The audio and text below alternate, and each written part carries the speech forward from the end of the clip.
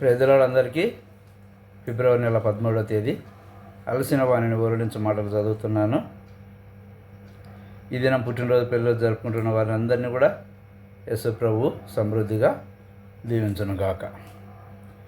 అప్పుడు నేను ఎవని ఏర్పరచుకొందునో వాని కర్ర చిగురించును. సంఖ్యాకాండం 17వ అధ్యాయం 5వ వచనం.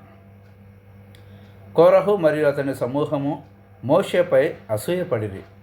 వారు 250 మందితో కూడి మోషే అహరోనులకు విరోధముగా తిరుగుబాటు చేసిరి.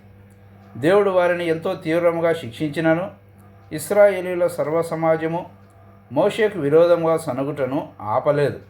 సంఖ్యాకాండం 16వ అధ్యాయం 41వ వచనం.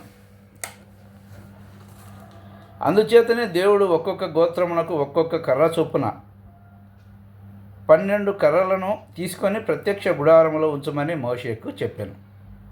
తరువాత ఆయన ఇట్లనెను, నేను ఎవని ఏర్పరచుకొందునో వాని కర్ర చిగురించును. ఇశ్రాయేలీయులు మీకు విరోధంగా సనుగుచుండు సనుగులు నాకు వినపడకుండా మాన్పివేయుదును.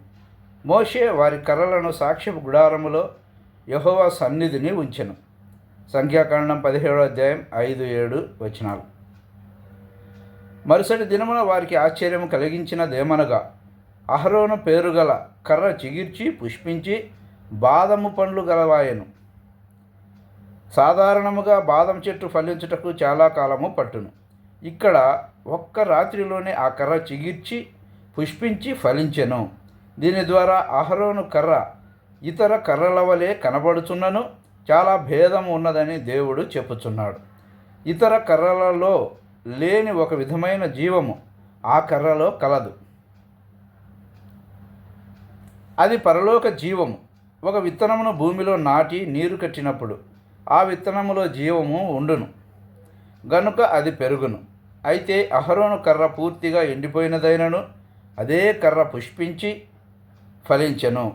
దేవుడు సమస్తమును సృష్టించినప్పుడు అదే శక్తి బయలుపరచబడినట్లు ఆదికాండం 1వ అధ్యాయం 11వ వచనంలో చదువుదుము. దేవుడు గడ్డిని విత్తనములిచ్చు చెట్లను భూమి మీద తమ తమ జాతి ప్రకారము తమలో విత్తనములు గల ఫలమిచ్చు ఫలవృక్షములను భూమి మొలిపించు గాకని పలుకగా ఆ ప్రకారం ఆయను. అక్కడ విత్తుట దున్నుట కూర్చుట లేదు. దేవుడు కేవలం పలుకగా వివిధ రకములైన చెట్లు కలిగెను. అది దేవుని మాట యొక్క శక్తి. మోషే అహరోనులు సామాన్య ప్రజలైనను దేవుడు వారిలో నూతన జీవమును ఉంచెను. దేవుని ఆత్మ వారి ద్వారా పనిచేయుచుండెను. మోషే ప్రభువుకు లోబడి ఆయన ఆజ్ఞ ప్రకారము ఆయన వర్తమానమును ఇవ్వవలసి ఉన్నది.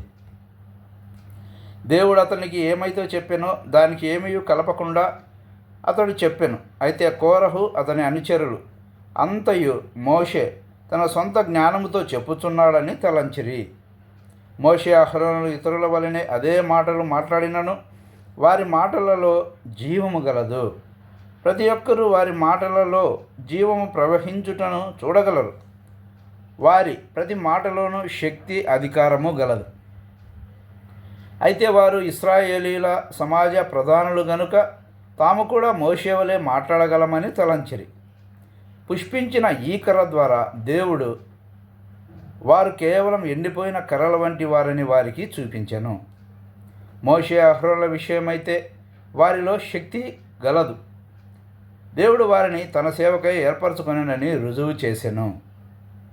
అనేకులు అధిక జ్ఞానమును సంపాదించడం ద్వారా ఈ లోకంలో గొప్ప బోధకులు కాగలమని తలంచుదురు. వారిలో సంతోషము ఉండదు మరియు శక్తి ఉండదు. వారు ప్రభువైన యేసుక్రీస్తు నామమున బోధించి ఎంతో జ్ఞానముతో ప్రసంగించవచ్చును. ఆయనను వారిలో కేవలం ఎండిపోయిన స్థితినే చూడగలము. మత్తయి సువార్త 7వ అధ్యాయం 22-23 వచనాలలో మనకు గంభీరమైన ఒక హెచ్చరిక గలదు. ఆ దినమందు అనేకులు నన్ను చూచి, ప్రభువా ప్రభువా, మేము నీ నామమున ప్రవచింపలేదా? నీ నామమున దయ్యములను వెళ్ళగొట్టలేదా? నీ నామమున అనేకమైన అద్భుతములు చేయలేదా అని చెప్పుదురు. అప్పుడు నేను మిమ్మును ఎన్నడూను ఎరుగను, అక్రమం చేయువారలారా నా యొద్ద నుండి పొండని వారితో చెప్పుదును. అందరికీ వందనాలు. Thank you.